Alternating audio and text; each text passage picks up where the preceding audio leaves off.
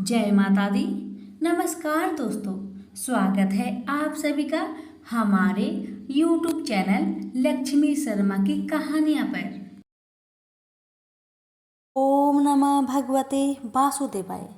प्यारे भक्तजनों, पिछले अध्याय में आप सभी ने सुना था कार्तिक मास कथा अध्याय 5 से लेकर 11 तक, और आज आप सभी सुनेंगे कार्तिक मास कथा अध्याय 12 से लेकर 16 तक। आपसे निवेदन है कि कथा को पूरा सुनिए, अगर अच्छी लगे तो आगे दूसरों को भी शेयर कीजिएगा। तो प्रेम से बोलिए लक्ष्मी नारायण की जय। तो आइए सुनते हैं कथा। नारद जी ने कहा, जब जालंधर को अपनी खोज में आते देखकर इंद्र आदि देवता भय कंपित होकर वहां से भाग निकले, वह भागकर बैकुंठ में भगवान विष्णु के पास चले गए। फिर सब देवताओं ने अपनी रक्षा के लिए उनकी स्तुति की।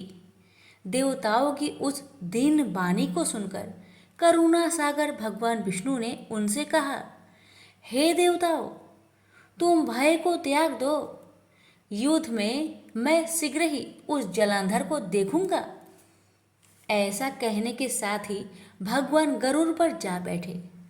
तब देवताओं सहित उन्हें युद्ध क्षेत्र की ओर प्रयाण करते देख समुद्र तनाया, लक्ष्मी के नेत्रों में जल भर आया और उन्होंने कहा, हे नाथ, यदि मैं सर्वदा आपकी प्रिय हूँ और भक्त हूँ तो मेरा भाई आप द्वारा युद्ध में कैसे मारा जाना चाहिए। इस पर भगवान विष्णु ने कहा, यदि तुम्हारी ऐसी ही प्रीति है तो मैं उसे अपने हाथ से नहीं मारूंगा, परंतु युद्ध में तो मैं जाऊंगा ही, क्योंकि देवताओं ने मेरी बड़ी स्तुति की है। ऐसा कहकर शंख चक्र गदा पद्मधारी भगवान विष्णु गरुड़ पर चढ़े हुए शीघ्र ही युद्ध के उस स्थान पर जा पहुंचे जहां पर जलंधर विद्यमान था। विष्णु के तेज से कंपित देवता सिंहनाद करने लगे। फिर तो अरुण के अनुज गरुड़ के पंखों की प्रबल वायु से पीड़ित हो दैत्य इस प्रकार घूमने लगे जैसे आंधी से बादल आकाश में घूमते हैं। तब अपने वीर दैत्यों को पीड़ित होते देखकर जलंधर ने क्रोध होकर भगवान विष्णु को कठोर वचन कहकर उन पर पूरी ताकत से आक्रमण कर दिया। प्रेम से बोलिए लक्ष्मी नारायण की जय। यहीं पर कार्तिक मास कथा अध्याय 12 समाप्त हुआ। अब सुनेंगे 13वां अध्याय।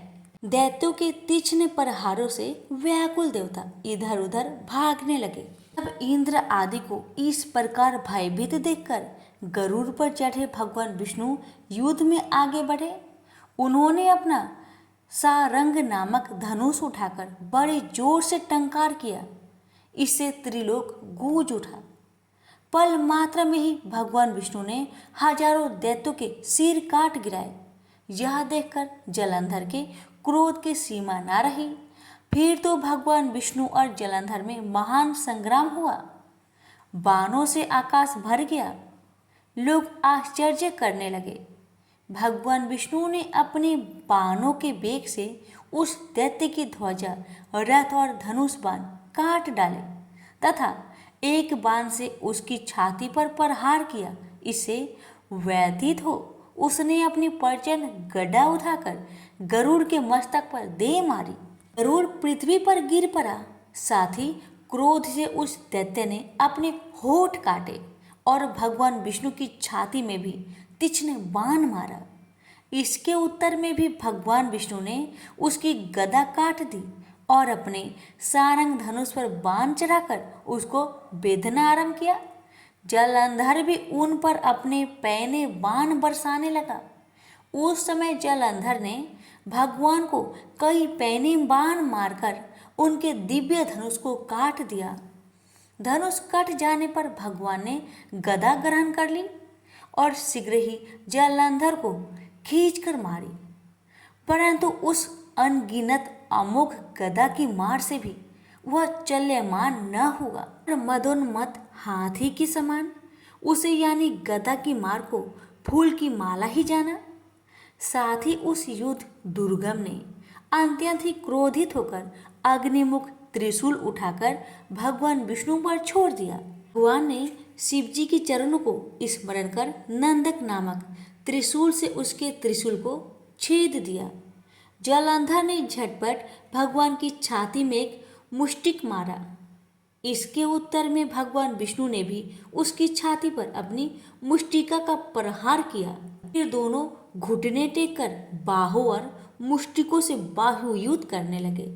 कितने ही देर तक भगवान उनके साथ युद्ध करते रहे। जब वे कुछ श्रमित हो गए तब सर्वश्रेष्ठ मायावी से भगवान ने उस दैत्य से मेघ बानी में बोले, हे रण दुर्गम दैत्य श्रेष्ठ, तू धन्य है तो इस महायुद्ध में बड़े बड़े आयुधों से भी भयभीत न हुआ। इस युद्ध से मैं बड़ा प्रसन्न हूँ। तू जो चाहे वर मांग, मैं अदेय वस्तु भी आज तुझे दे दूंगा। मायावी भगवान विष्णु की ऐसी वाणी सुनकर जालंधर ने कहा, हे भावुक, यदि आप मुझ पर खुश है तो यह वर दीजिए कि आप मेरी बहन के साथ तथा अपने सारे कुटुंबियों सहित मेरे घर पर निवास करें। नारद जी कहते हैं, उसके ऐसे वचन सुनकर भगवान को खेद तो हुआ, किंतु उसी क्षण उन देवेश ने तथास्तु कह दिया। अब भगवान विष्णु सब देवताओं के साथ जालंधरपुर में जाकर निवास करने लगे। जालंधर अपनी बहन लक्ष्मी और देवताओं सहित भगवान को वहां पाकर बड़ा प्रसन्न हुआ। फिर तो देवताओं के पास जो रत्न आदि थे उनके स्थानों पर दैत्य को स्थापित करके जालंधर पृथ्वी पर आ गया। निशुंभ को पाताल में स्थापित कर दिया और देव दानव यक्ष गंधर्व सर्प राक्षस मनुष्य आदि सबको अपना वशवर्ती बनाकर त्रिभुवन पर शासन करने लगा। उसने धर्मानुसार सुपुत्रों के समान प्रजा का पालन किया। उसके धर्म राज्य में सभी सुखी थे। प्रेम से बोलिए लक्ष्मी नारायण की जय। यहीं पर कार्तिक मास कथा अध्याय 13 समाप्त हुआ।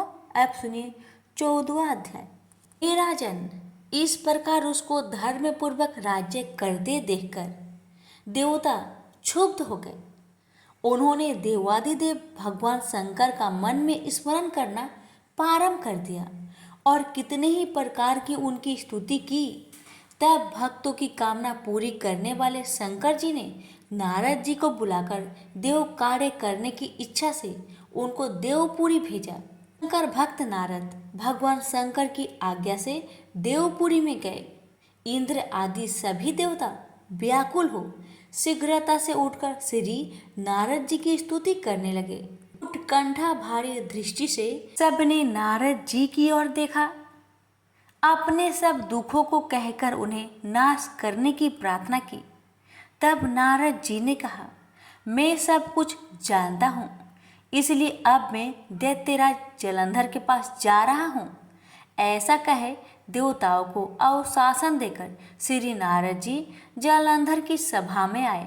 जालंधर ने नारद जी के चरणों की पूजा कर हंसते हुए कहा, हे ब्राह्मण, कहिए आप कहाँ से आ रहे हैं और कहाँ कहाँ पर आपने क्या क्या देखा, यहाँ कैसे आए हैं। मेरी योग जो सेवा हो उसके लिए मुझे आज्ञा दीजिए। जालंधर के इस प्रकार के वचन सुनकर नारद जी प्रसन्न होकर बोले, हे दानवराज महाबुद्धिमान जालंधर, तुम धन्य हो, क्योंकि इस समय सब रत्नों के भुक्ता एक तुम ही हो। हे दैत्य श्रेष्ठ, अब आप मेरे आगमन का कारण सुनिए, जिसके लिए मैं आज यहाँ आया हूँ। हे दैत्यराज, मैं स्वेच्छा से कैलाश पर्वत पर गया था, जहाँ 10,000 योजनों में फैला कल्प वृक्ष का वन है। वहाँ पर मैंने सैकड़ों कामधेनुओं को घूमते हुए देखा तथा यह भी देखा कि वह वन चिंतामणि से प्रकाशित है, परम दिव्य, अद्भुत और सब स्वर्णमयी है। मैंने वहाँ पार्वती के साथ स्थित शंकर जी को भी देखा, जो स्वर्ग सुंदर गौरव वर्ण त्रिनेत्र और मस्तक पर चंद्रमा धारण किए हुए है। यह देखकर मुझे बड़ा आश्चर्य हुआ।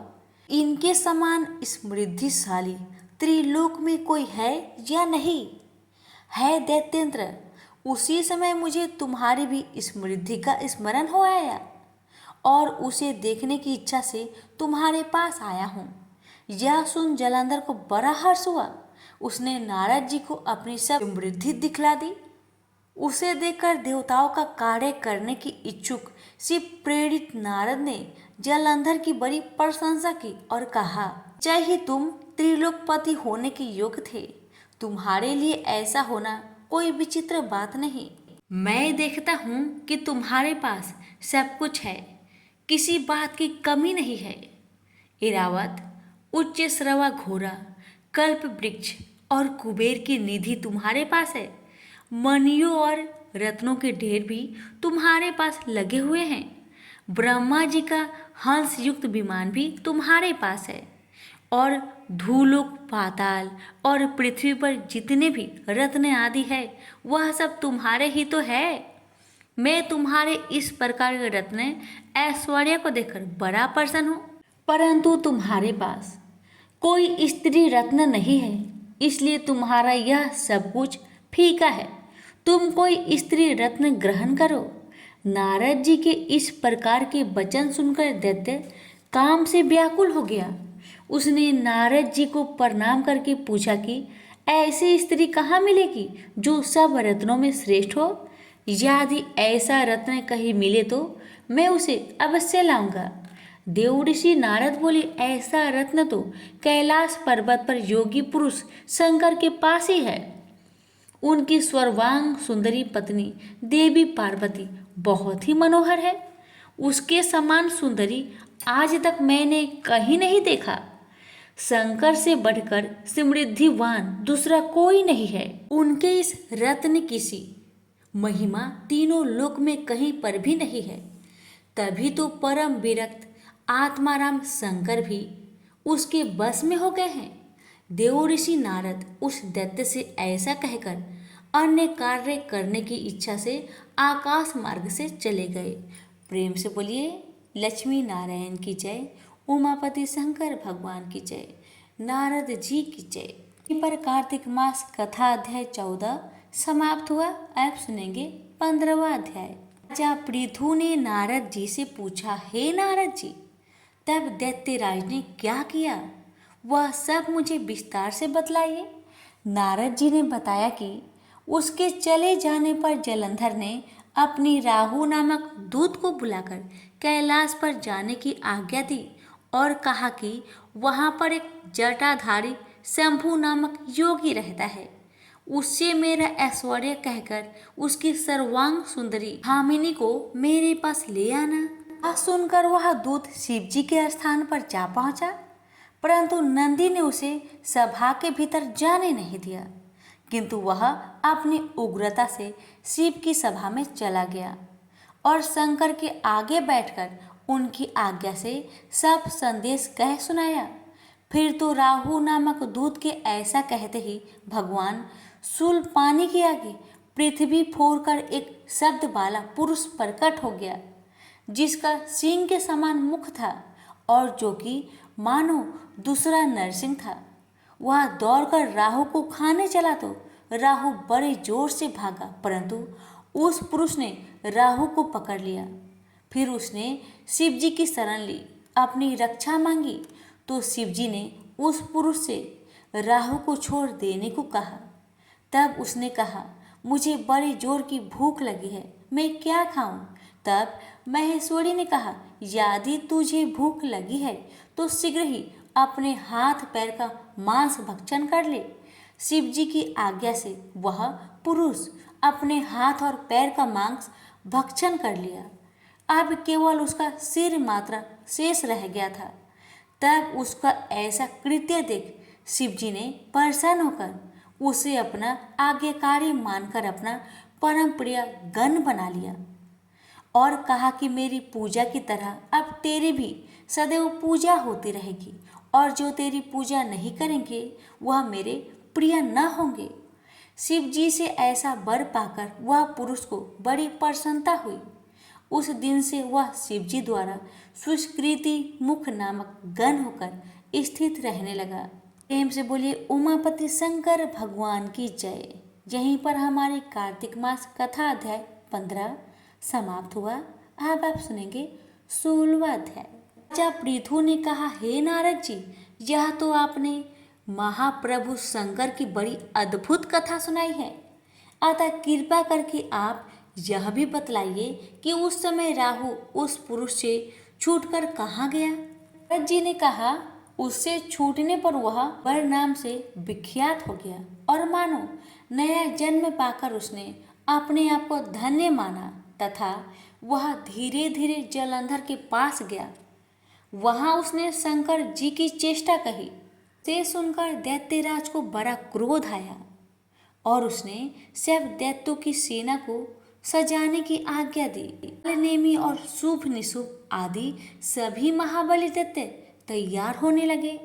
एक से एक महाबली दैत्य करोड़ों की संख्या में निकलकर युद्ध के लिए तैयार हो गए।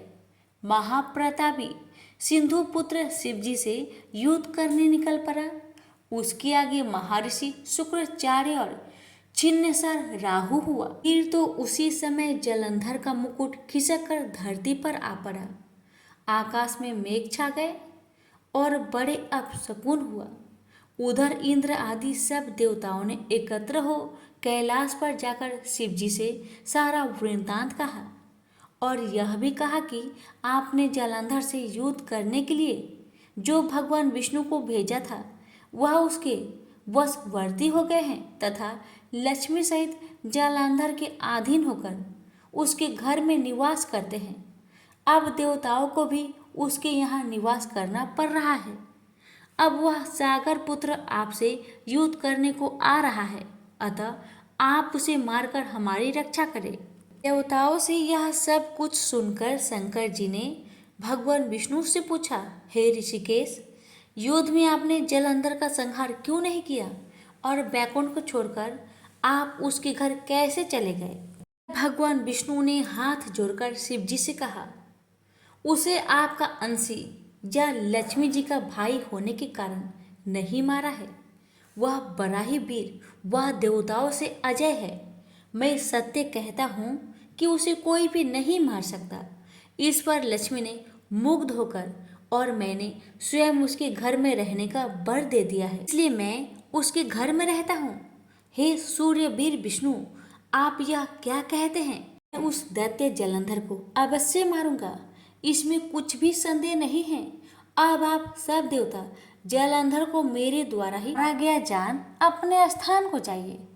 जब शंकर जी ने ऐसा कहा तो सब देवा संदेह रहित होकर अपने अपने स्थान को चले गए।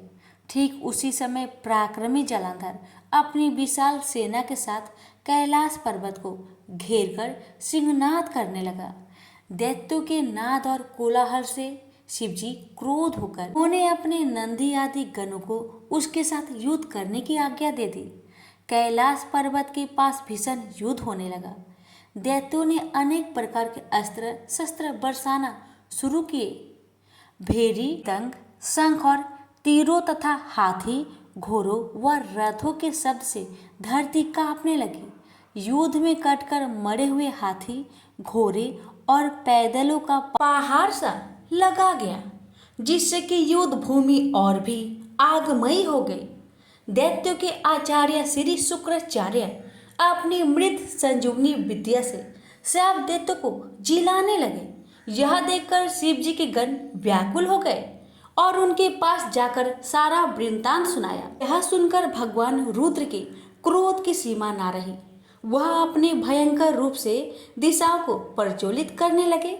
फिर तो उस समय उनके मुख से एक बड़ी भयंकर कन्या उत्पन्न हुई, जिसकी दोनों जंघाएं ताल वृक्ष के समान थी। वह युद्ध भूमि में जाकर सब असुरों का चर्वण करने लगी। युद्ध भूमि में इस तरह विचरते हुए वह शुक्राचार्य जी के पास पहुंची और शीघ्र ही उन्हें अपने उदर में गुप्त कर लिया। फिर स्वयं भी अंतर्ध्यान हो गई। शुक्र के गुप्त हो जाने से दैत्यों का मुख मलिन पड़ गया और वह युद्ध छोड़कर भागने लगे। इस पर शुभ निशुभ और काल नेमी आदि सेनापतियों ने अपने भागते हुए वीरों को रोककर शिवगणों पर बड़ा कठिन प्रहार किया और ऐसा ही शिव जी के नंदी आदि वीरगणों ने जिनमें गणेश और स्वामी कार्तिकेय भी थे। उन्होंने अपने गणों को रोककर दैत्यों से भीषण युद्ध किया। प्रेम से बोलिए उमापति शंकर भगवान की जय। यहीं पर कार्तिक मास कथा अध्याय 16 समाप्त हुआ।